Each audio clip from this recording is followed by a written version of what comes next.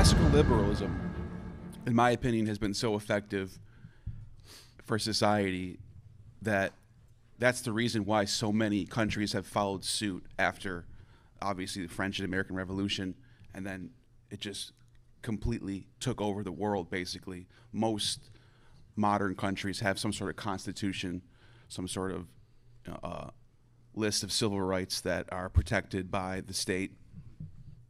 And it's led to the thriving of different areas, not just science, but the arts. I mean, I was in Egypt, and they do have local music there, but I couldn't believe how much I was hearing American music there.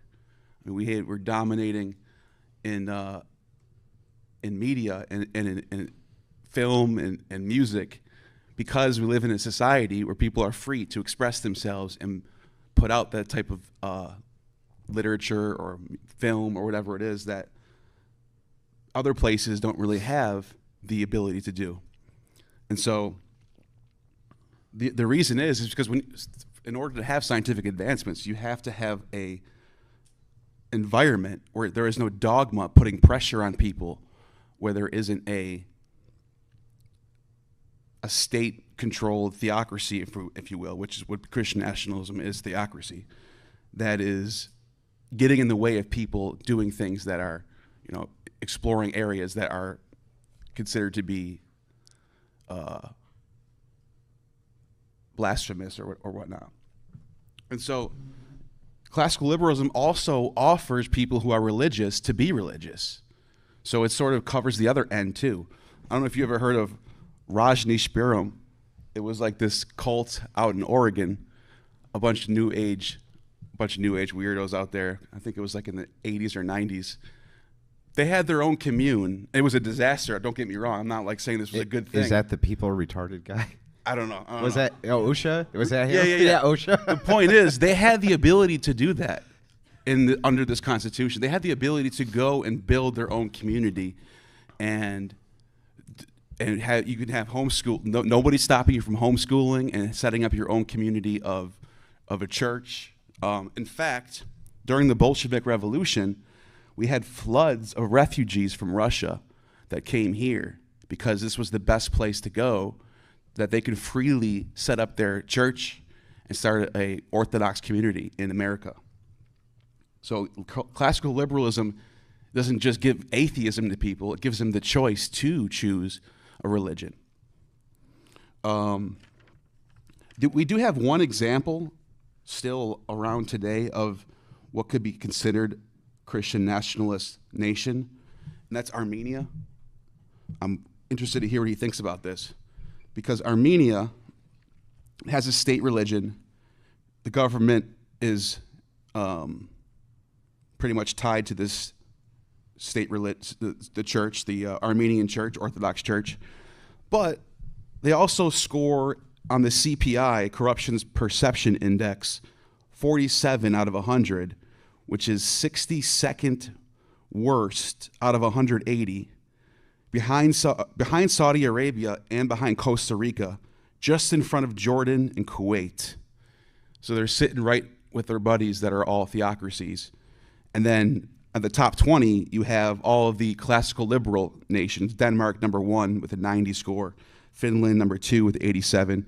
United States, I don't think anyone here disagrees. There's some corruption in the United States, but we're still in, I think, 20 or 21 with a score of 69, well above Armenia. And then there's other areas, other nations that aren't necessarily Christian nationalists. They do actually have constitutions, but are majority Christian as far as the culture goes, like Argentina and Costa Rica, or Brazil, where Rio de Janeiro, where the giant Jesus is just sitting over the whole city. And these are places where poverty and unemployment and lack of labor, violent crime, drugs, gangs are just rampant. So Christian culture isn't really doing much about that.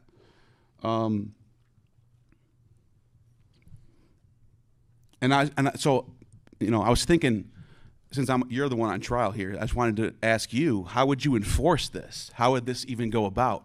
when we already have a mostly, I mean, even people who don't consider themselves liberal, whether they're libertarian or center right, would probably align bet more with constitutional republic ideals than Christian nationalism. I mean, I don't know. I don't even know what the percentage might be. I would probably say 90% of the country would align with what I'm saying right now. Not this room for sure, though, but that's okay. How would you enforce that? And also, which Christian denomination? Obviously, you're Orthodox. So, what about Protestants? Who I was at a Protestant church for 6 years. 15 seconds. Okay, who said the Catholics were all going to hell, and so are the Orthodox. What about them? That's it.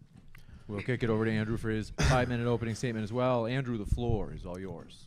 Well, first and foremost, thank you to the Crucible crew for drinking way too much with me last night. I'm trying to hair the dog here a little bit and get through this debate with my dignity intact. It's so to kind of dive into a few of these things. Christian nationalism, if you wanted to give a broad definition, I think this one would be fine. It's a form of religious nationalism, focuses on promoting the Christian views of its followers in order to achieve prominence or dominance in political and social life. So often the criticism that you'll hear from your opponents when you're talking about Christian nationalism is about enforcement. How do we enforce this? Are we going to imprison the gays, right? And that always comes down to imprisoning gay people for some reason. Are we going to oppress the women? Are they not going to be allowed to vote? Which, even though I prefer probably most of them didn't. No, it's about prominence in culture. So what the ideal of Christian nationalism is the idea of Christianity being the prominent force in the social order of culture. It doesn't have much to do with law.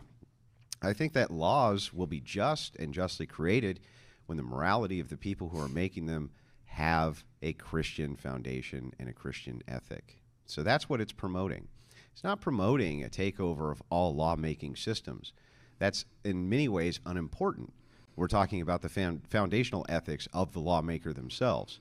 So if the foundation ethics of the lawmaker prominently work around this ethical system, the theory, anyway, is that it should create a more ethical society, right? It doesn't mean that you couldn't make laws which were good for secularists, or that secularists would need to be tortured with Chinese water torture, except maybe Neil. All it means is that it's the promotion of the prominence of Christianity as a cultural force, that our voices also get to be heard. And if our voices end up coming out on top, good. Good. Why is it everybody else's theories and ideas get to come out on top except for Christian ideas and theories? And that's what we're really pushing for. That's what Christian nationalists are actually pushing for. So Neil, he makes, and this debate, the reason I wanted to do it is because I'm often attacked for always being on the attack, always hitting, which is true.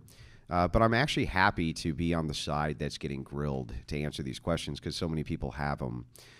Classical liberalism, he says, good for society because of arts and media and a few things like that. But Neil forgets there's a double-edged sword, that without that foundational ethical system, media has turned into a promotion for mass degeneracy, which hasn't been helpful for anybody. Massive promotion of degeneracy in most Hollywood films, massive promotion of degeneracy, which is coming out of most forms of media now.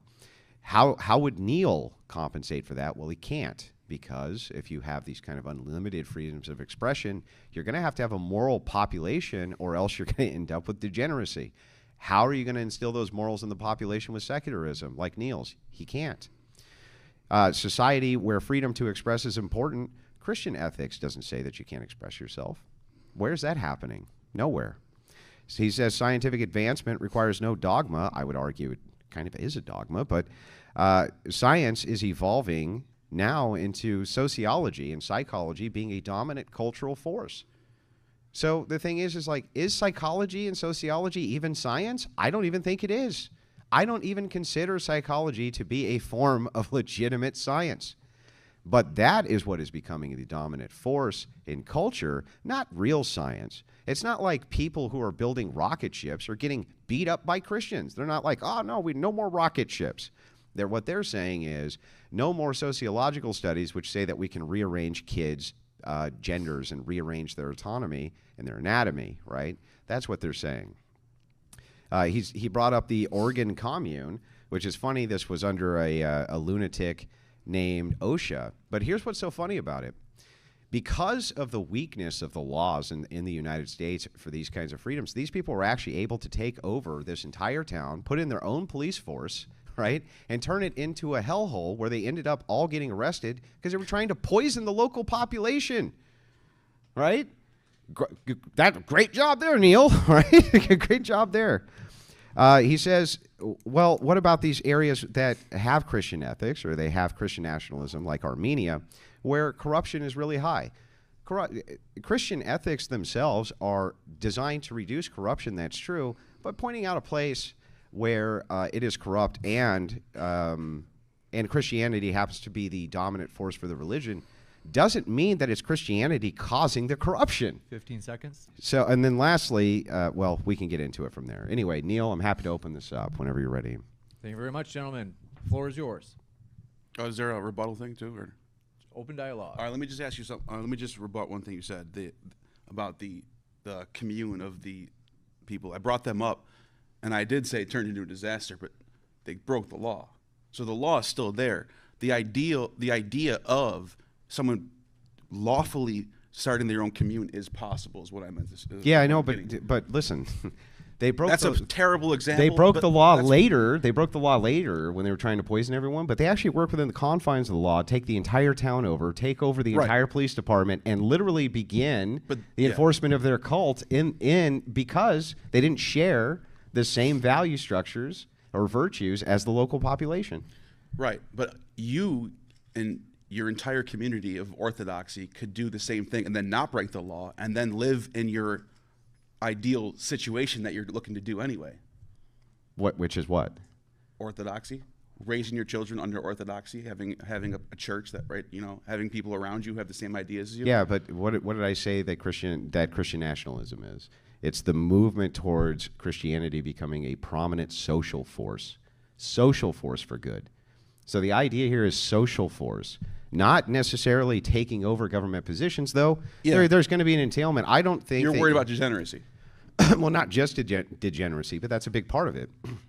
When you look at government structure now, I don't think church and state can be completely separated because people are informed by their religious values when they're in office. I agree. So they're going to rule and govern based on those values. So they can't be completely separated. We have 86 Christians in the Senate right now. Yep. And I mean, most of them are Christians. So you would think, kind of weak. A lot of them are pretty weak Christians. And that's what I'm trying. That's another question I have for you. Most people are weak Christians. I mean, I agree. How do you get That's how we know that Christianity is not the dominant social force in society. How do you get people to think the way you think without like extremely harsh law? Why would we need extremely harsh law? Does it seem like I'm having trouble convincing people to think like I think? The truth is that that's a good point. Is that just through debate, dialogue, right, and the differences and clashes of ideas, it's very easy for me to promote that Christians should be the dominant force of culture. Well, here's what are Christians promising to do bad to you? Oh, we're going to eliminate pornography. We're going to eliminate OnlyFans. We're going to promote nuclear families. We're going to try to bring the birth rate back up. What is it we're trying to do here to you? What is it that Christians are trying to do that's so bad to you guys? So, I think obviously the states play into this. Florida passed a bill where you can't log into porn websites unless you have ID. I think it's good. I'm saying the law can work for your favor. Sure. And also on top of that, you just saw the last election completely sweep in your favor. Yeah. So classical liberalism can be a good thing. You can have bad ideas win out, but then people get tired of those bad ideas, or they realize I was wrong and they vote the other way. Can Christianity exist in any system? Communism? It can exist there. It has. It can. It's not that it's optimal, but it can. Right. It can exist in capitalism. It can exist in classical liberalism. It can exist in libertarianism. The structure of the religion itself is a social force. Necessarily, that is going to start conditioning laws. That's true. But the types of laws that you're talking about that they're pushing are what? The reduction of degeneracy. The biggest force, the reason Christianity is making such a social comeback and why Christian nationalism will win. You can look at the odds markets even on this. Christian nationalism is winning because of the backlash towards degeneracy which classical liberalism allows through art and culture. Other than this room, where is Christian nationalism winning? Didn't you just give an entire case for Christian nationalism, sweeping the entire government and they're laws Christians, and not nationalists, though. So I'm not saying that. There's a difference between Christian nationalism and then just having a bunch of Christians. What's the difference? That they're not enforcing laws that are except the one restricting- that they just passed in Florida. Well, that's fine. Yeah. That's not Christian. Is that your idea of Christian Well, nationalism? no, I think that you brought it up as an example Yeah. of how Christian social force can lead to law. So that would be Yeah. part of Christian nationalism, sure. But that's also what the point of a democratic republic is that you have representatives in there who have different ideas, 86 of them being Christian, and they are going to be... Yeah, why do we need guys in there who have the idea that we need to legalize porn? That's not Christian nationalism. That's just democratic republic working. Yeah, It just happens to be working in your favor at this point. yeah. There's nothing wrong so with that. great. But what is Christian nationalism? It's the idea of promoting the social force towards the ideas of Christian ethics. It's not necessarily the idea of taking over government. That's just an intent. Once people become ethical, they move towards Christian ethics. So it's really we just take Christian over government populism. anyway. So it's really just Christian populism. Is that probably a better term? Yeah, that's a term that I often interchange with Christian nationalism, is Christian populism. It's the idea of the social force of Christianity being the dominant force for culture, period. And so, the question I was asking, where do you go into, church and state, let's go there. You said Okay. the church should have dictation over certain areas. Like what? Like marriage? Like marriage. Okay. And what happens when Buddhists want to get married? They don't get married. What if they want to? They can go to a Buddhist nation and get married. What do you mean? No, I'm kidding. Relax. If it comes to secular marriage, things like this, if Buddhists want to get married, if we keep the state out of it, then who cares? Why marriage, though? Marriage was never just a thing for Christians, though. Yeah, but what is it? It's not going to still be a thing just for Christians. Okay, so just you're why saying, does the state need to be involved in people marriage? can still get the benefits of being married without having a religious... What are the benefits of being... No, I'm saying you can take the state completely out of marriage. Why does the state need to be involved in marriage? Because, one person makes a bunch of money, the other person doesn't, and then there's all these laws on what happens when they divorce, all that stuff. Yeah, so the state needs to come in and govern your personal life, huh? That's what you're saying.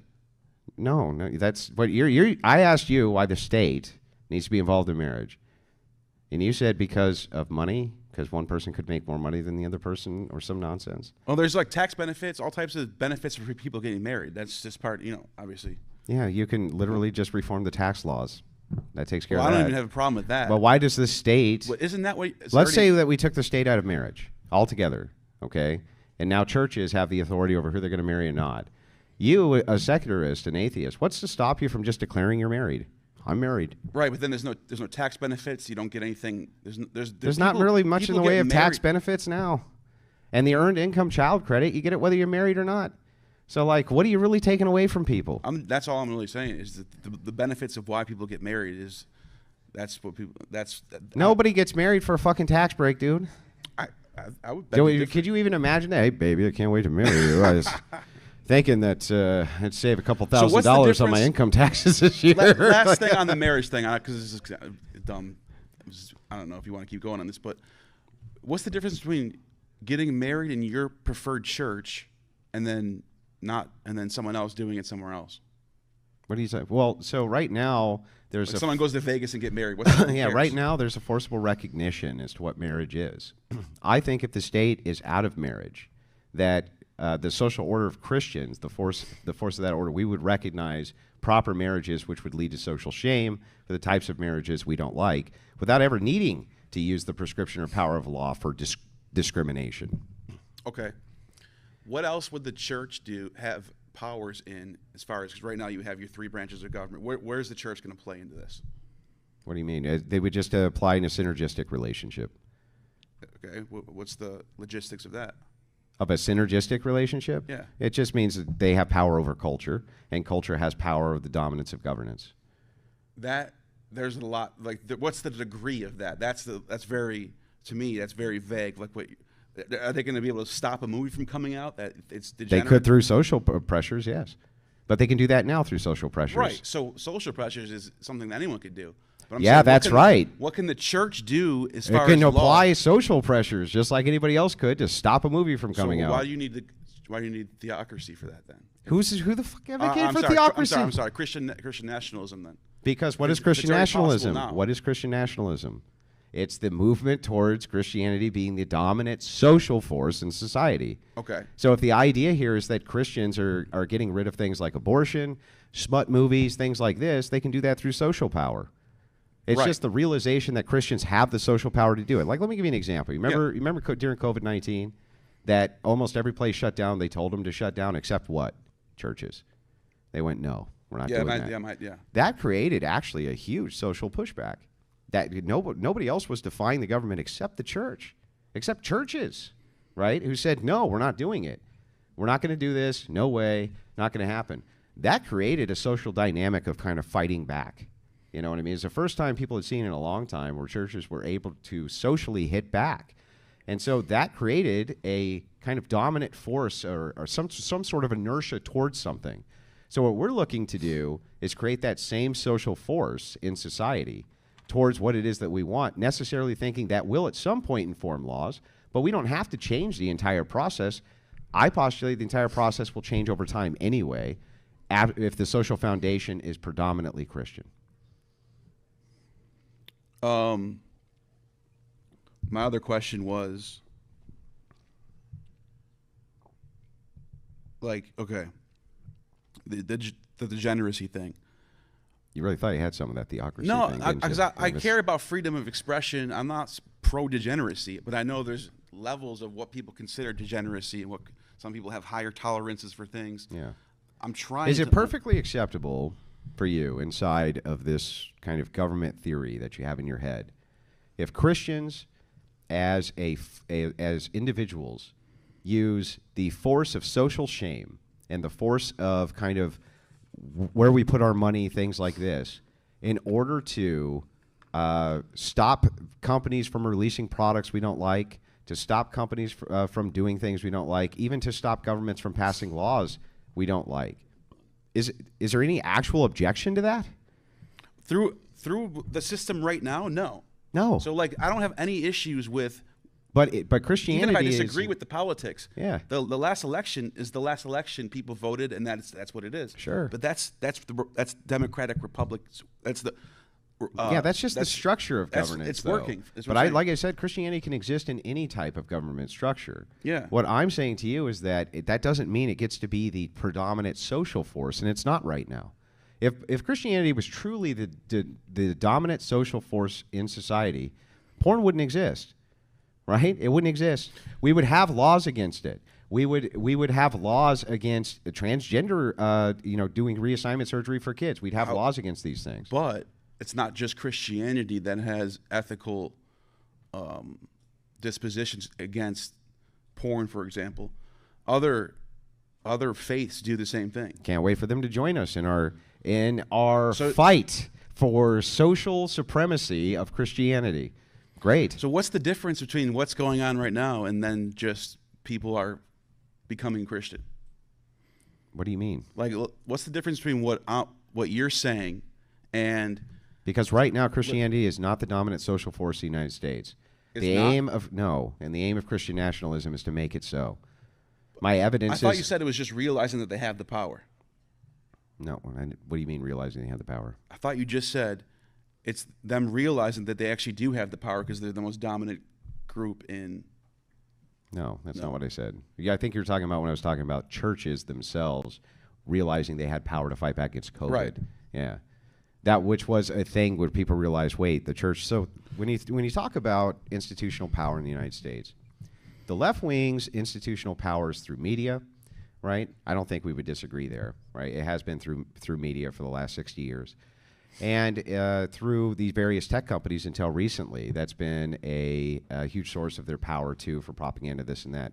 All the right really has is just, the largest institution we could have, which is churches. But for a long time, they've been very silent on political issues, haven't really pushed too hard on them, except for maybe abortion, What Christian nationalism is proposing is that the social order inside of society be shaken up, where Christians become the dominant force and stay that way for social cohesion, adherence, and then eventually policy shaping will be in the image of those ethics.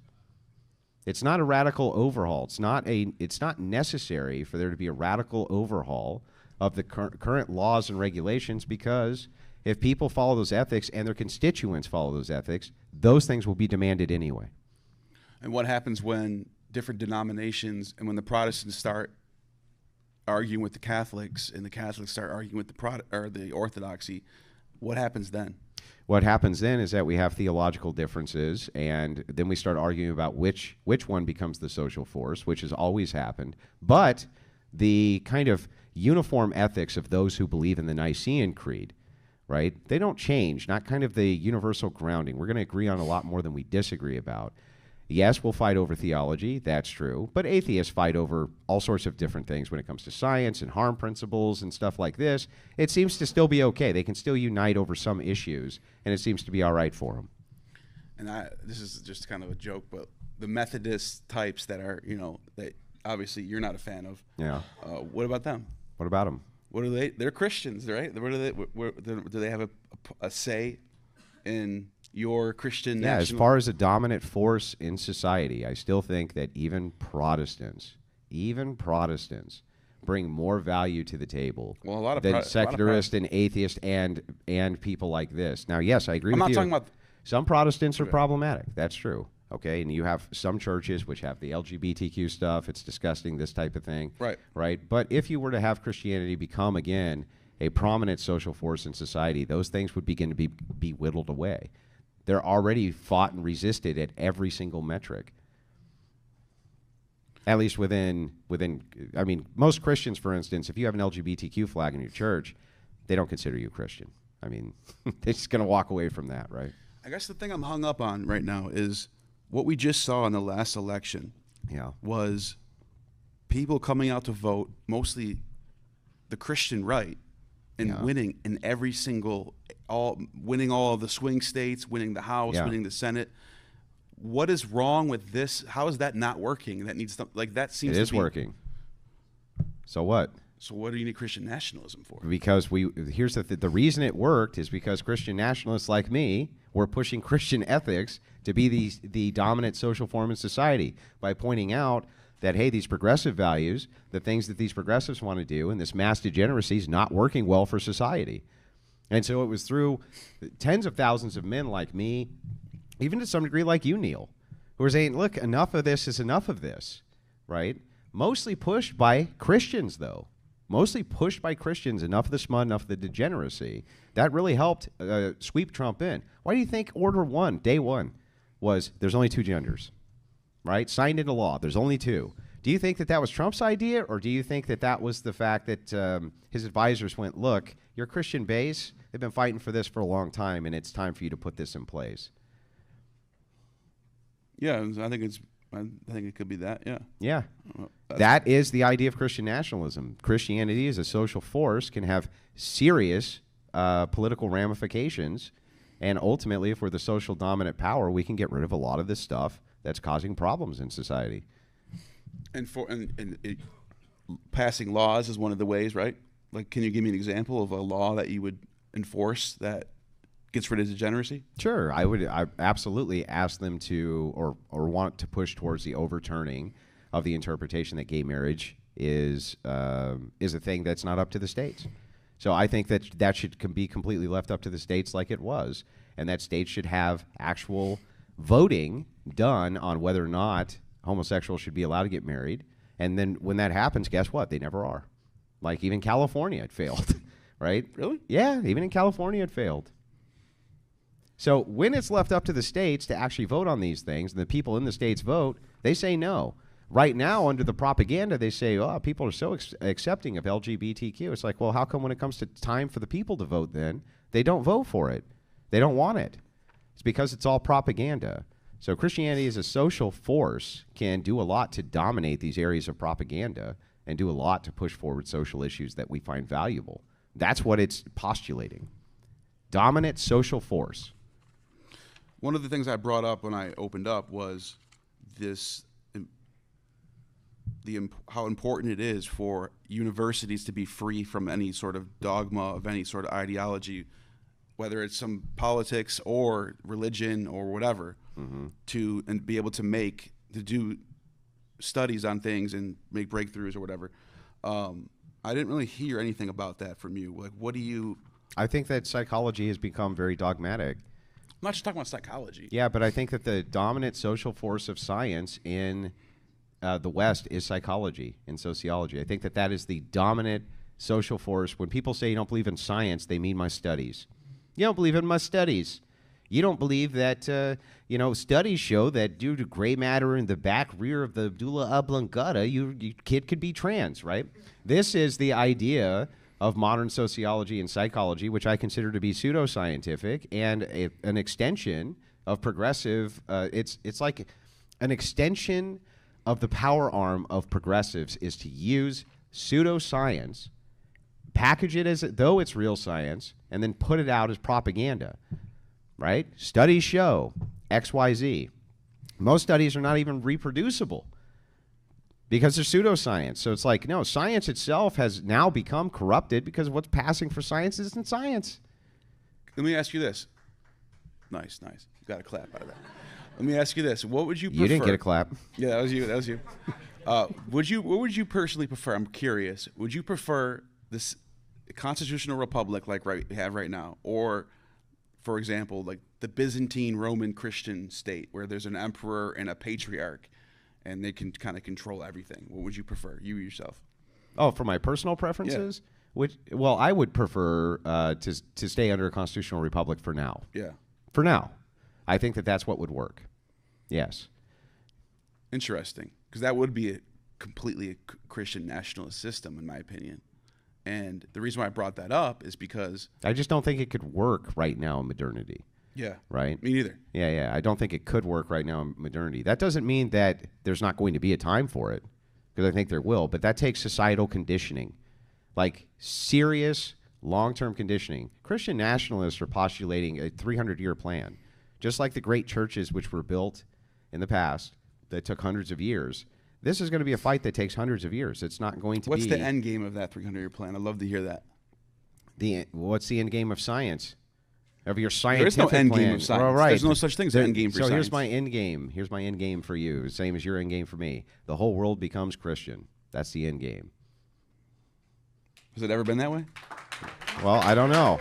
I don't think so. No. Now I don't want to get too much into like theology and stuff, but that was more clapping, by the way. I got more clapping. Yeah, that was good. You got the crowd right now, so that's cool. You know, some of the stuff in, like Paul talks about the rulers of this age. There's the rulers of this age are going to be swept away by the powers from heaven, and Jesus getting the coin of Caesar on it, and he's asked, like, what about this image of Caesar? And basically, he says, give to Caesar what is Caesar's, give to God as what is God's. There was this idea in the Gospels and in Paul's epistles that this world is evil. It's going to do what it does. Carry your cross, be a Christian despite what's around you. Yeah. But I'm seeing from you that forget about that. We need power. I see a more Nietzschean approach. We should be in power. We should be controlling culture. Well, no, it's not a Nietzschean. I mean, look at the real. It's not a Nietzschean approach, or I'm not saying you, I'm just saying that's when you say pragmatic, you're not talking about philosophical pragmatism. You're talking about, we say in the Commons, like practical. You mean like kind of practical when you say pragmatic? Yeah. Yeah. So, yeah, sure, it's practical. But because it's practical doesn't mean that that's what the meaning of it is. Just to say that I live in this society too, Neil. These guys all live in this society too. Right. Because we're Christians, we're not supposed to be devoted to suffering for suffering's sake, right? And if we can make these positive changes, which we call these sins of omission, if you can help, if you can do something you don't, that's sinful. Yeah. Okay? That's a sin of omission. So it's like, why shouldn't we be making these sort of adjustable changes that we can make to the things which in conditions which are going on around us to the benefit of not just us but everybody else? Because we know Christianity is true, we know it's righteous, We know it's real. We know it's something that benefits everybody, even if they're not Christians. Why shouldn't we be trying to rein this stuff in, utilizing our own social power, right? And what are we talking about by social power? Are we saying show up with cudgels and beat people to death? The opposite. We're saying, hey, boycott them. Stop buying their stuff. Or we're saying put a significant amount of pressure on this company so they stop doing X, Y, Z. Or, hey, put some pressure on your elected officials, right, to say, hey, why don't you pass something that says you got to be 18 before you can go on a porn site? But what you just said is there's nothing that now needs to change to do what you're talking about. There is something that now needs to change. Do that through the. There is what needs to change right now is that Christians need to become and move towards and continue to stay in, when they achieve it, the dominant social power. Which they can do through voting and. I totally agree.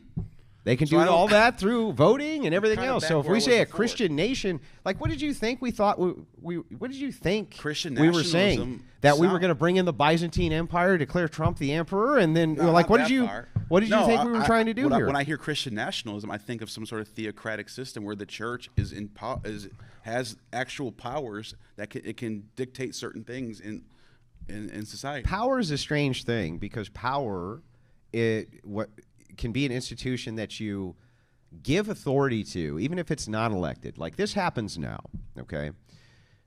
There are certain, like let's say the World Health Organization, right?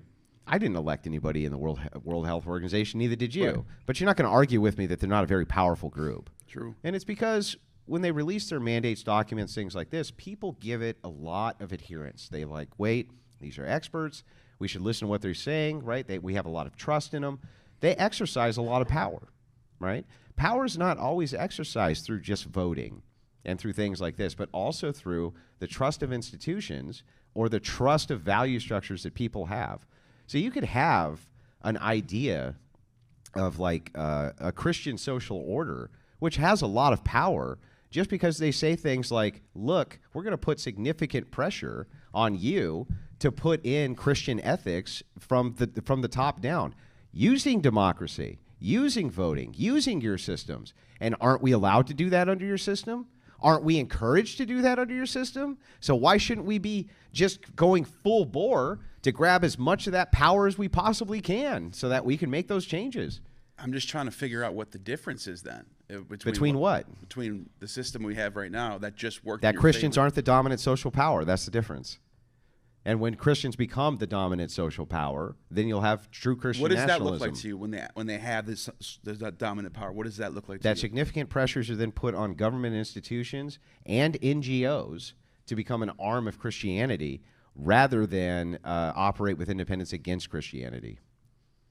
Okay, an arm of Christianity, what does that mean? What are they doing? Like right now, NGOs will give money to groups to infiltrate churches to give them counter-training towards LGBTQ, right?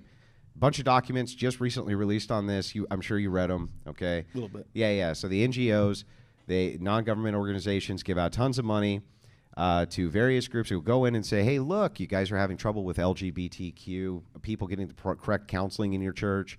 Don't worry. We have a special counselor, faith counselor, come in and help assist, train you away from things like conversion therapy, this type of thing, right? So these are special interest groups by secularist organization and atheist organizations, which are trying to infiltrate the church to exercise power. We're just offering to do the same thing in reverse. Okay, how about we send in our non-government organizations and we say, hey, look, OnlyFans people, let us give you some training on how to get the fuck out of OnlyFans, right? Let us do the same thing, just in the opposite direction. Let us push forward the values and ideas that we have. And if you're willing to use force for your ideals, you can't then be hypocritical and say we can't use force for our ideals. Let's talk about that for a second. Okay. People start to rebel. And you get, even if it's not the majority, let's say you get there. Yeah. The majority of people in power are Christian, but the people aren't. And people start to riot and destroy cities. Yeah. What are you going to do? Yeah, so you would do the exact same thing you would do right now under a constitutional republic. You martial law, right? So there's no difference again. That's what I'm kind of getting at. Like what No, there's a difference. What am I telling you the difference is? You're going to enforce it. Yeah, so listen. So let's do an experiment, a social experiment, just like right now. So we can see if well, let's try it this way. Do rights exist? I mean, they exist because something makes them exist. Yeah, yeah. They exist inside your mind, right? Yeah, it's metaphysical if you think about it. Yeah, sure. So they don't exist in reality. You can't touch them. You can't touch them, smell them, this and that. But they exist in But reality. if somebody violates my rights, you going to use force? You get someone to use force for you. Sure. Yeah. Right. You're going to get someone to use force You're going for to use you. the court system, So whatever. you're willing to use force for a thing that doesn't exist because you believe in it. Right. What's wrong? So hang on. So a Christian, you think Christianity is not true, right?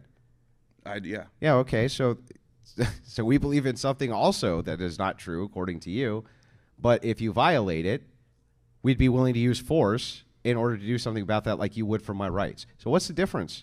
You saying I have a thing which does I have a thing that doesn't exist, but I'm willing to use force in order to enforce it like it does exist.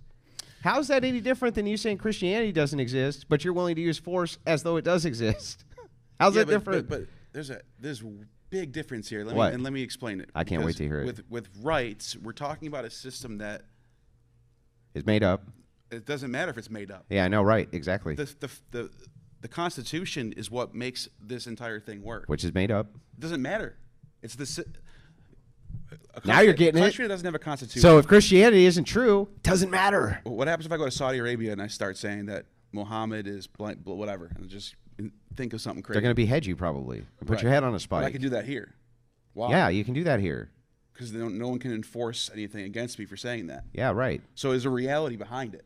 Something's actually working because of those Well, the rights. reality is the force you're willing to use for the thing that doesn't exist, It doesn't matter. and you're going to act as though it does exist and use force in order to reinforce it, right? It's like saying knowledge doesn't exist, but obviously there's databases of information that are real. It's not like saying that. What do you mean? You agree with me. Rights themselves don't exist.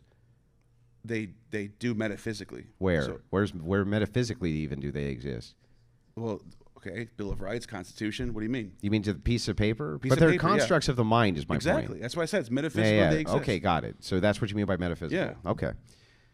So these constructs of the mind, they're not actually true. Like you don't, it's not true that you have a right to freedom of speech, right? That's not true. But here's the thing: nothing will happen to me here where we have freedom Not of speech disagreeing. in comparison to somewhere Not where I don't. disagreeing, 'cause of the use of force. So you see how there's a No, reality the behind reality it. is exactly the same.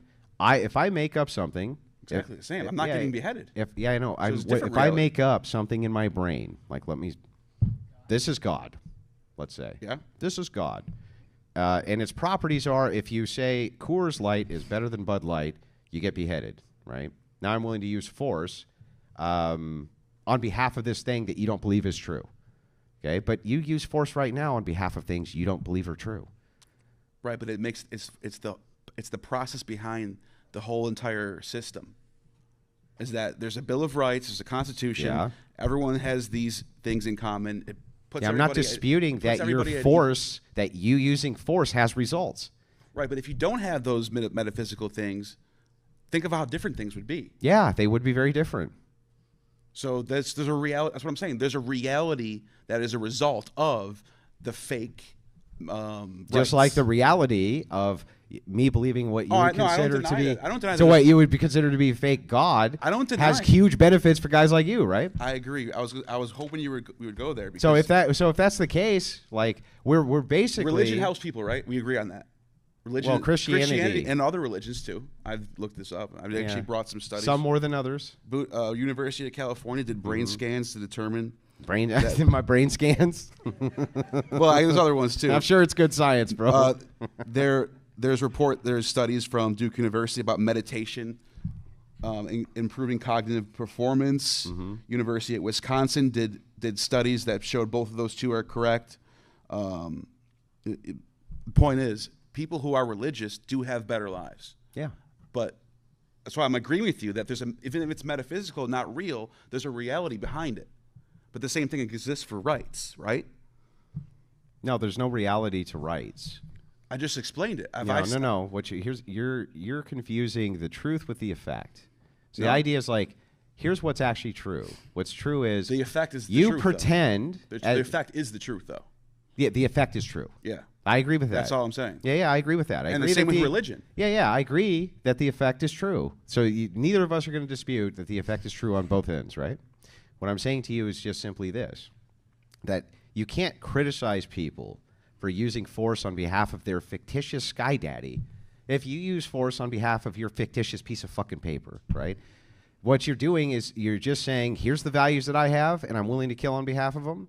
Those are the values they have. They're willing to kill on behalf of them. But if it's all subjective and nonsense... But I'm confused. If You're saying... If it's all subjective and nonsense, right, you're both applying the same standard. I don't even know how you could criticize them for it. That's what I was saying. You just came back around to what I was saying. I'm saying, even though I don't believe... It doesn't matter if I believe in Christianity or not. There's a reality behind it is what I'm saying. It's the same thing. There's reality to the effect for you. Yes. Yes. And so... what I'm saying, what I postulate is that our social order, right, the social order of the United States should move towards Christian ethics. That would be much better for the United States. I mean, come on. Dawkins himself, wasn't Dawkins a guy recently? He's like, oh, I really miss the Christmas carols because I was able to wear I love Christmas the time. gayest I of agree. sweaters, and I just miss them a lot. I also really enjoy when I'm studying ancient Greek and Roman religion. Well, there's things about religion that are great, and I don't think it's necessarily just so this push for the social order being dominantly Christian and the dominant Christian effect in society, that's what Christian nationalism is proposing, that we move so far away from those values that now we have other values which are beginning to overtake them. Hookup culture, degeneracy of all types. Like, for instance, you can't even really talk to a secularist now, Neil, and ask him a basic question like this. Why should we even have monogamy? Like, why should we? And they're I like, think most people would prefer it over anything else. well, I think most it's people. just a natural... I think most people who have Christian inclinations would. Yeah, but not. But even the truth is like it. the open marriage thing and the open relationship things becoming more popular, right? There's no real reason why I think you can say. non-Christians enjoy. Like, if you say 2 men could get too. married, why can't 20 men get married, Neil? That's polygamy, though. We're talking Yeah. about So what? monogamy. Yeah. What's wrong with polygamy? You're asking me about my preference? Is that it? A preference? I don't like it. Yeah, it's my preference. I don't right? like it. Yeah. No, but as far as monogamy goes, that goes outside of just Christianity. People prefer to be with one person, have a family with one person.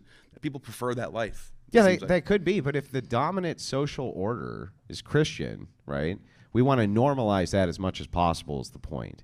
So that would be like positive forms of, I would say, rhetoric. You could say propaganda. Propaganda has a negative connotation. But we would want to have real propaganda towards one man, one woman, not towards alternative lifestyles, towards things like this. That's what Christian nationalism would propose, right? I believe that the social power in the United States is even more important than the political power, because ultimately I think the political power is influenced by the social power. We've seen this with the trans movement, right? The legislation which has happened from the various powers from LGBTQ groups who have social authorities kind of given to them and social sciences which grant them these authorities. I'm saying Christians can do the same exact thing and need to be doing the same. And we haven't been. So we've lost that dominant edge in society, and we need to get it back. We didn't talk about anything about education, which I think would be probably the force behind what you would need to get done, what you want. You mean indoctrination? Schooling. Yeah. Growing up in school and learning how to live or whatever. Yeah. What would you propose on that? Obviously, we have Catholic schools and then we have public schools. Yeah, I would propose a movement which is gaining a lot of steam thanks to COVID finally, which is homeschooling. Homeschooling. The idea is to move people out of public schools as quickly as not possible. Orthodoxy in control of the school? No, that would be, well, listen. Interesting. That would be a bad idea for a lot of reasons. Okay, that would be a bad idea. Yeah, it'd be a bad idea for a lot of reasons. It has to at least have a semblance of it can work, right? For me to promote it or propose it. Here's what can work. I think that Orthodoxy itself will begin to overtake other denominations just by you seeing the result of the people who follow it and the pushing of the social needle, because the people who follow it are doing that pushing. People will gravitate towards it anyway. We don't have to use force. I can use rhetoric. I can use things that are at my disposal to convince people. One thing that is very convincing to people, though, is when they take their kids out of school and they homeschool, there's no indoctrination. Sure. There's no indoctrination. And right now, you can do that. You can do homeschooling. Yeah, and I promote everywhere that people should attempt as quickly as possible to do it, even if it's only half the time. You know, the problem is that schools have become babysitting. Schools are designed to babysit kids, not to educate them. What about parents that can't homeschool? They're just like deadbeats. They can't do it. Yeah, unfortunately, like one thing that was proposed to fix this was school vouchers. You know what I mean? So that you could take the money that you would normally be paid to the public school for the, your child's seat. So they get like, $20 a day or $30 a day or whatever. Instead, that goes to the parent to pick the school. So they could send them to a private school that didn't have that sort of indoctrination public schools do. So however, that was resisted, right? Right. So this kind of goes back to what I was saying. You do have to have some sort of public, whether it's private or public, whatever. You have to have some sort of state school system in place for those people. Private schools could accommodate that. Private Christian schools could accommodate basically that. What you're saying is just get rid of public schools, then everyone else can choose between private. Well, public and schools homeschool. aren't producing people who are very, very educated, man. Most of them can't read. They I don't can't have the write. numbers on me, Our but literacy levels are low. I don't know right? how You can pull accurate it that up. is. I mean, you can Google it on your phone. Go ahead. Look at the literacy rate. It's not great.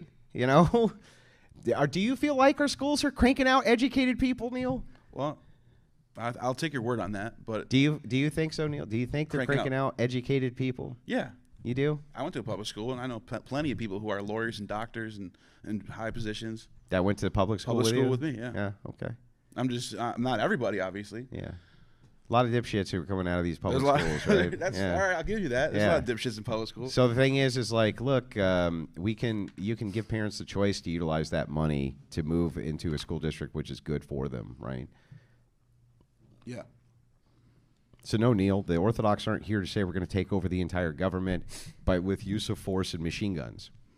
We're here to say through social and gradual change, right? We want to produce the results that we want by becoming a dominant force in society. By the way, that's how communists got where they're at with us. Yeah. Doing the exact same thing, right? I just propose it in reverse, and that is Christian nationalism.